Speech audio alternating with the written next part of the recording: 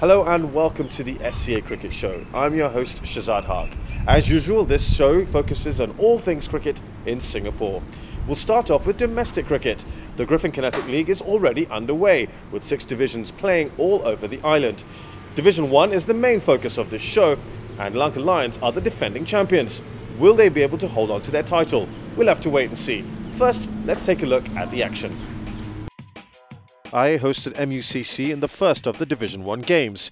MUCC won the toss and opted to bat, the visitors making 198 all out in their 50 overs. IA got off to a good start in the chase, getting to 84 for 2 in 7 overs before the rain came down. The match was eventually called off. The day started off brightly at the Indian Association ground as the hosts took apart MUCC's top order. Umar Assad taking 3 wickets for 20 runs.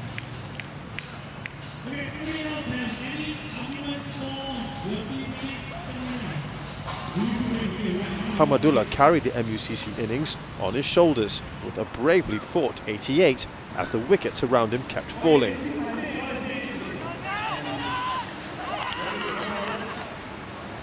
Jigar Patel's 2 for 25 helped remove the tailenders, as IA did well to restrict MUCC to 198. IA began their chase in explosive fashion, opener Gul Riaz hitting 49 off just 25 balls. But MUCC's Krishna Raj fought back, taking 2 wickets in successive overs and slowing down IA's chase. Captain Kshitij Shinde steadied the innings with a gritty 17 before the bad weather stopped the match. The umpires decided soon after to abandon the game, awarding 5 points each to both teams. Lanka Lions, the reigning Division 1 champions, took on Ceylon Sports Club in the other game at the Kallang Cricket Ground. CSC won the toss and chose to bat, making 186 all out in 47 overs. In their reply, Lanka Lions managed just 33 for 4 before the rain intervened, to the relief of the team. The match was eventually abandoned as the rain did not ease up. So, earlier in the day, CSC lost their openers cheaply before A. Mutreja and K. Ramesh steadied the innings. Mutreja top scored with 54 and shared crucial partnerships with Raja Gopal and Ramesh to take CSC close to the 100-run mark. Middle order batsmen P. Raja and C. Surrender also made significant contributions with their bats, as CSC looked to have taken control of their innings. Raja was unlucky to have fallen 2 runs short of his 50. Lanka Lions' G. Suresh's 5-wicket haul proved crucial as it restricted CSC to below 200.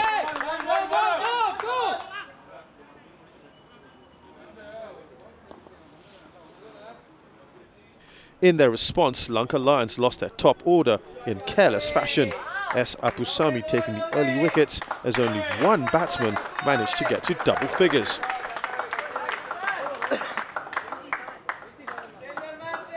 Dangerously poised at 33 for 4, the rain gods intervened.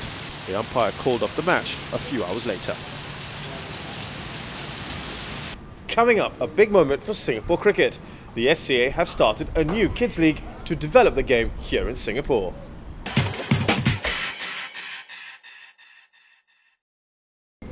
Welcome back to the show. The SCA made history on March 3rd when they launched their inaugural Junior Cricket League for under-16s. On the same day here at the Kallang Cricket Ground, they also held the Discover Cricket Carnival for kids who'd never played the game before and were introduced to it through various activities devised by SCA coaches. The Discover Cricket Carnival was held to launch SCA's Discover Cricket programme.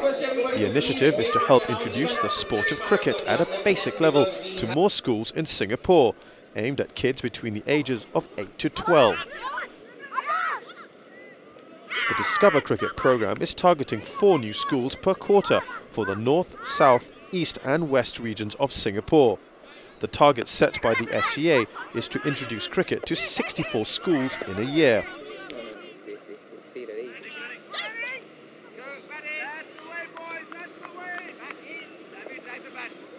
So the carnival was a little sneak peek into what kids can expect from the Discover Cricket programme.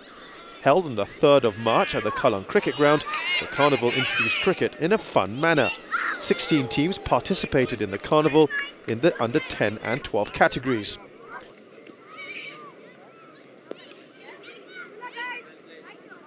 SCA Panthers won the under 10 category, with RMCA finishing runners-up. SCA Warriors won the under 12 category, beating the SCA Tigers in the final.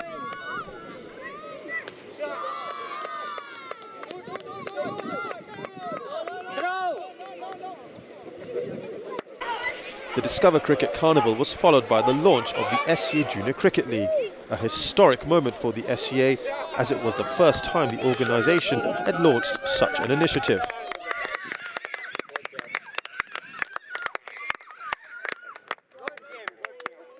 Well done, boys.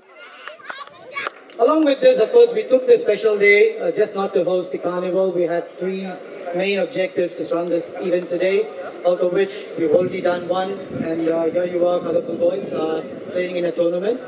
We're also very proud to launch our first SCA Under 16 League tournament. So thanks to my clubs, the partners who've come by, who have helped me put this tournament together, it's it well.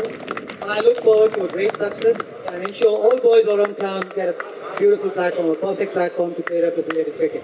So thanks a lot, guys. Sit back and enjoy. And I hope, thanks again. The league is in line with SCA's vision to develop a strong youth development program and complements the Discover Cricket program perfectly. The league has 6 teams participating and will run for a 4-month period, with all teams fielding an under-16 side. So thanks a lot, gentlemen. A statement released by SCA on the initiative reads, "It is indeed a significant step towards the development of youth cricket in Singapore. We are fully committed to promote youth cricket. We are working closely with the Ministry of Education to promote our Discover Cricket program, which is designed to introduce cricket to new schools and create awareness of the sport in the local community. Through the Junior League, we are providing more opportunities to the age group teams to play at a higher level. This also gives an opportunity and encourages our member clubs to support junior cricket development in the island." So the first game of the Junior Cricket League was between SCC and SCA Colts. SCC won the toss and elected to field, SCA Colts making 182 all out in 25 overs. SCC could only manage 143 for 6 in their reply, losing by 39 runs. We go from outdoor to indoor cricket. Action from the Season Pro Indoor Cricket Leagues coming up next.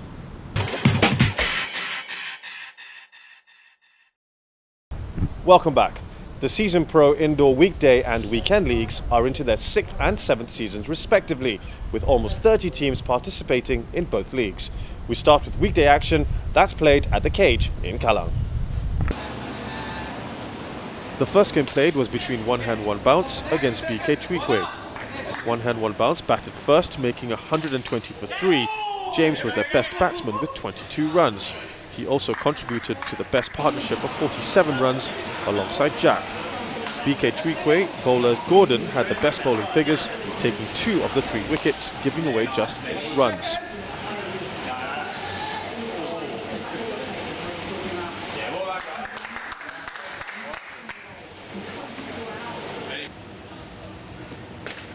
In their chase, BK Tweekway lost only 2 wickets on their way to 128. Kadar and Sunil's second wicket partnership of 46 runs, crucial to their successful run chase.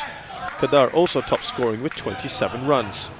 One Hand One Bouncers James and Cal took a wicket apiece, but it wasn't enough as BK Tweekway won this game by 8 runs.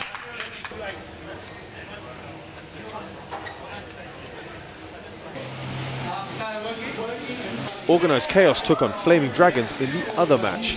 The more experienced Organised Chaos completely dominated this one, putting the Flaming Dragons to bat and reducing them to 48 for 12.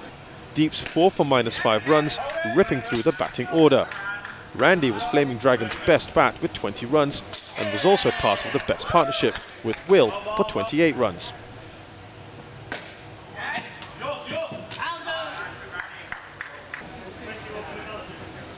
But the total would prove too easy for Organised Chaos, who romped to a 206 for no wickets lost. Openers James and Gaurav taking them through with ease. James also top scored with 45. It was cruise control for Organised Chaos, who romped to a 158-run win.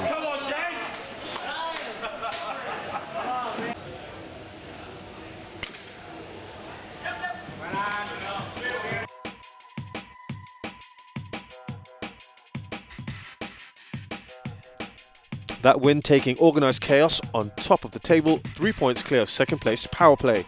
BK Chwikwe also move upwards to 5th with 6 points.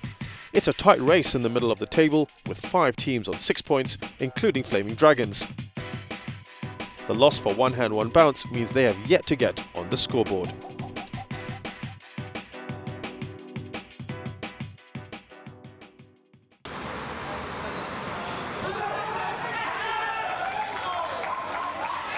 City NRI played Centurions, with the former opting to bat first. City NRI posted just 38 and lost a whopping 21 wickets in the process. Centurions' Arun was the main reason behind City NRI's collapse, taking 6 for -20. Guru did well to put some runs on the board with his hard-fought 14 and also showing the best partnership with Sharjul worth 27 runs.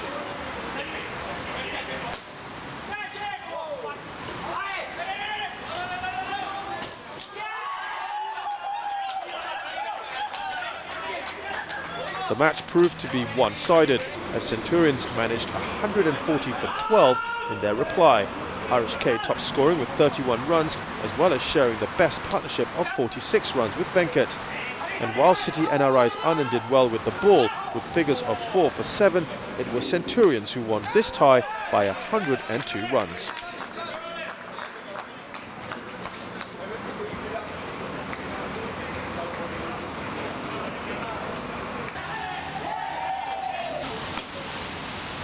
City Gladiators took on Just for Kicks Mavericks in another game. Just for Kicks batting first and getting to 99 for 11. Raj was the best individual bat with 26 runs and more importantly shared a 48-run stand with Sumit to help Just for Kicks reach their total.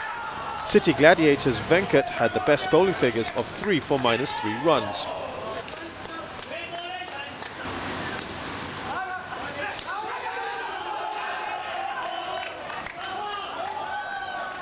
City's chase was on track, mainly thanks to the partnership between Deepan and Nagarash, the duo putting on 31 runs. Deepan also top scoring with 16. Just for Kicks' Rajiv had the best bowling figures of 2 for -4, but that didn't prevent City Gladiators from winning by 40 runs. They made 139 for 6 in the end. And finally, Saints went up against locals. Saints batted first, putting on 148 for 8. Ankit Sareen was their best bat with 23 runs, and he was also involved in the best partnership with his namesake Ankit Jain, the pair making 44 runs. Locals Jofin George did well to take 3 wickets for 8 runs. Locals responded with 82 for 12, Syed Ibrahim the best individual run getter with 28 runs. He and Rohit also had the best partnership worth 34 runs. And while none of the Saints bowlers managed to take more than a wicket apiece, it didn't make too much of a difference, as Saints won this one by 66 runs. Coming up, a special guest here on the SCA Cricket Show as we look back at Singapore's magnificent victory in the World Cricket League.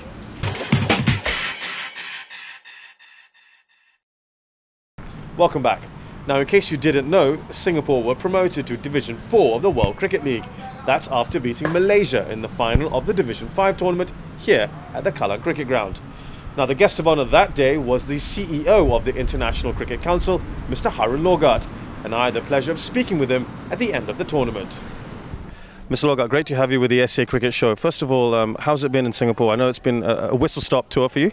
Well, fortunately, I've been to Singapore on a number of occasions. Our broadcast partner, ESS, is based here, so I come to this lovely city on a number of occasions. You were here for the ICC conference. You've obviously been here now for the World Cricket League Division 5. Facilities-wise and infrastructure must have impressed you? Well, Singapore as a global city is impressive. It's got great infrastructure, it's got good connections in terms of airlines. As you said, we hosted the annual conference here 2 years back. It's wonderful, and even the cricket facilities are more than adequate for these sorts of events. What about the cricket on display today for the final? Have you been impressed by how Singapore have approached this game? Well, Singapore certainly look by far the better team, and I'm sure they deserve to celebrate now. They've won the final match convincingly, and I'm sure they'll be very happy as they progress towards a potential qualifier for the World Cup. Well, you've said that quite nicely, because my next question is about qualification, and ICC have now streamlined the process a little bit. Tell us the reasoning behind that. Yeah, well, it's all about getting the best teams and every team an opportunity to progress through to the top and ultimately to qualify for the World Cup. So we've got a 50-over league comprising of 10 teams, and the top two from there, in order to help us create context, the top two winners from that division will automatically qualify for the World Cup. And that is encouraging, or that is very, very much a good outcome for any one of those 10 teams. The remainder, 6 of the top 10 then go through to a qualifying event, joined by another 4 teams from the divisions 1, 2 and 3. And that 10-team event will determine 2 teams to again qualify to join the first 2 teams to the World Cup. So all in all, 4 teams from associates and affiliates will qualify, and I think it's created an enormous incentive and a lot of excitement for all of these teams. And of course, there's been a lot of debate, obviously, since the previous World Cup about the number of associates and affiliates that can actually have a path towards that World Cup. Do you see that debate continuing, or is this it? Are we going to have just a couple of countries now in the World Cup? Well, at the moment we've got 4 that qualifies for the World Cup in 2015. There's a different formula, I must add, for 2019. And I think it tightens up the competition even further. It just gives you the 10 best to go through to the World Cup. And as long as a qualification opportunity for every single member, I would support it. I think where I would have hesitation and certainly not support it is if that it is not open to all the membership. But I think it's fair, as long as you've got ability or opportunity to compete, to qualify, you shouldn't complain about the system. Great, thanks very much for joining us. Pleasure. Well, it certainly was a glorious week for Singapore cricket. They hosted the World Cricket League so successfully that there is talk of them hosting Division 4 later this year.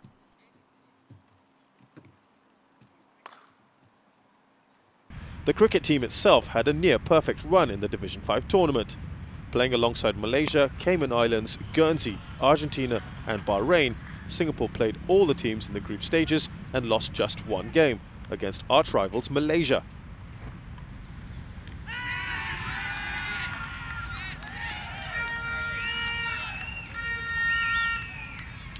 But they got their revenge in the finals when they robbed to a 9-wicket win, finishing on top of the division as champions.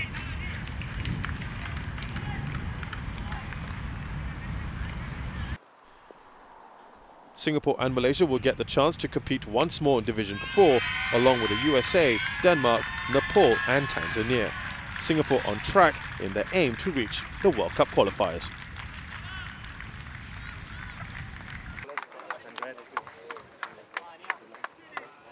It was actually amazing, you know, winning a final here, especially in the home crowd.